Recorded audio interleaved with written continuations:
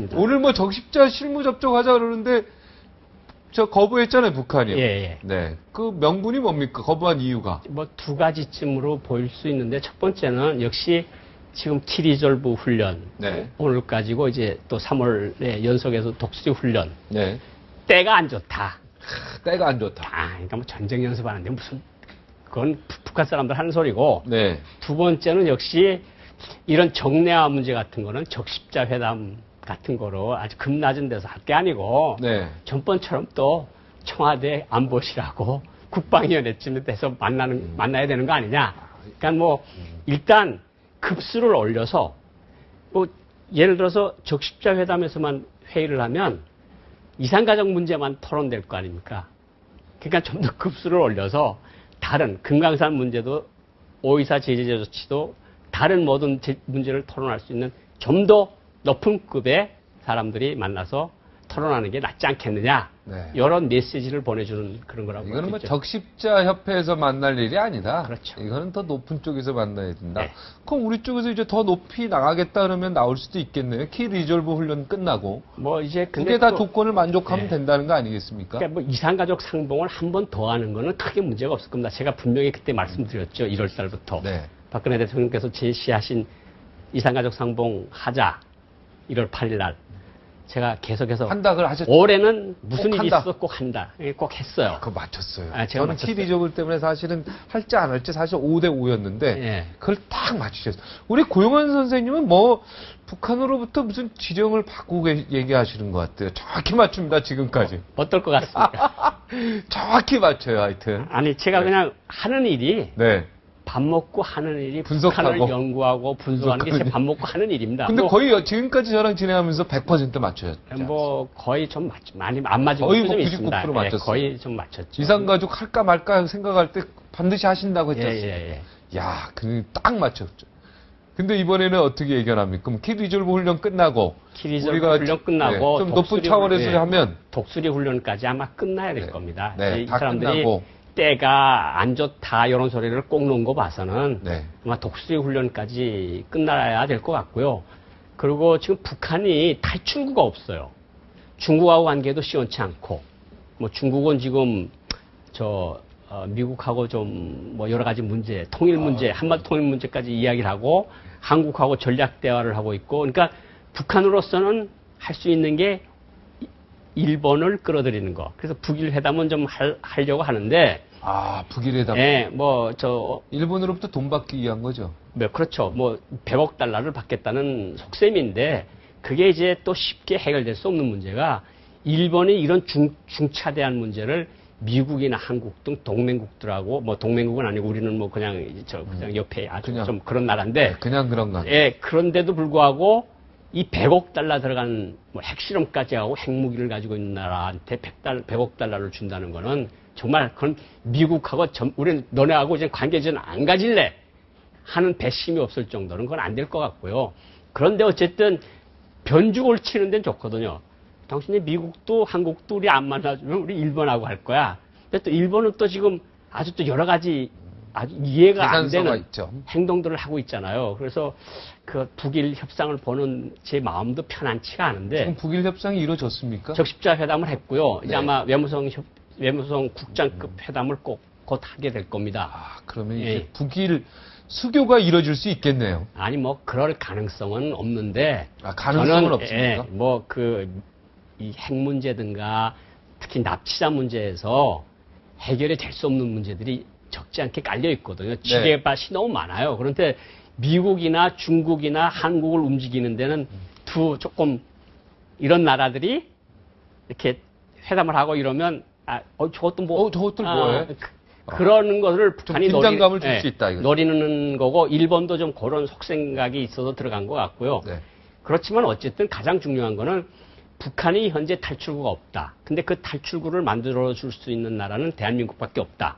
왜냐하면 대한민국이 그 어떤 조치를 취해줘야 미국과의 관계도 풀릴 수 있고 역시 중국과의 관계도 좀 매끄러질 수가 있거든요. 그러니까 키는 우리 대한민국 국가가 쥐고 있다. 그냥 우리가 크게 어떻게 걱정을 우리가 키만 들고 있으면 됩니까? 어떻게 해야 될까요? 아니 북한은 강성대하고 키 없어서 못 들어갔지 않습니까? 네. 문 열어서. 네. 근데 우리는 그 문을 열 수 있는 키를 우리가 가지고 있다고 생각을 하고요. 일단 독수리 훈련이 끝난 다음에 그 다음에 아마 북한이 군사회담 같은 것도 제의해 올 수 있고 남북 당국자 회담도 제의할 수 있고 그래서 한국과의 관계를 좀 풀어가지고 자기네도 좀 숨통을 튀어야 뭐 마식령에 우리 한국 관광객도 좀 끌어가야 될 거고 스키장을 만들어 놨는데 하루에 스키 타는 사람이 100명, 150명이래요. 그게 스키장이 전기값이나 나오겠습니까? 그게. 그러니까 북한이 뭘 그려놓고 있는 그림을 보면 100명은 타겠습니까? 100명도 안 타겠죠. 아니 뭐 한 100명은 되나 봐요. 네. 이따구씩 나오는데 그냥 슬로프 타고 내려오는 사람이 두세 명밖에 없어요. 네. 그냥 그건 분명히 한국 관광객이랑 노리고 만든 가야죠. 거거든요. 네. 그러니까 북한이 우리하고 관계를 개선시킬 수밖에 없는 절박한 처지에 있다. 우리는 그것을 적절히 잘 풀기만 하면 된다. 이런 말씀을 드리고 싶습니다. 일단 요거 키 리졸브 훈련, 독수리 독수리 훈련 다 끝나고 나면 네. 남북 관계의 지금 경색된 분위기가 다 풀려질 수 있다. 다 풀린다기보다도 네, 조금은 풀릴 수 있다. 완화될 수 있다. 근데 이제 우리도 키 리졸브 훈련하고 네. 그다음에 독수리 훈련하니까 네. 저기도 막 무슨 방사포 쓰고 뭡니까 온갖 포를 막 네. 1차, 2차, 3차, 4차 막 다 쏩니다. 예.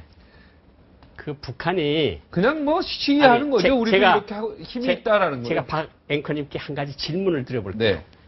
이 세상에서 제일 무서운 미사일을 가지고 있는 나라가 어디입니까? 미국 아닙니까? 땡. 땡이에요? 미국보다 더 무서운. 무서운 미사일을 가지고 있는 게 북한입니다. 네? 그게 무슨 말씀이십니까?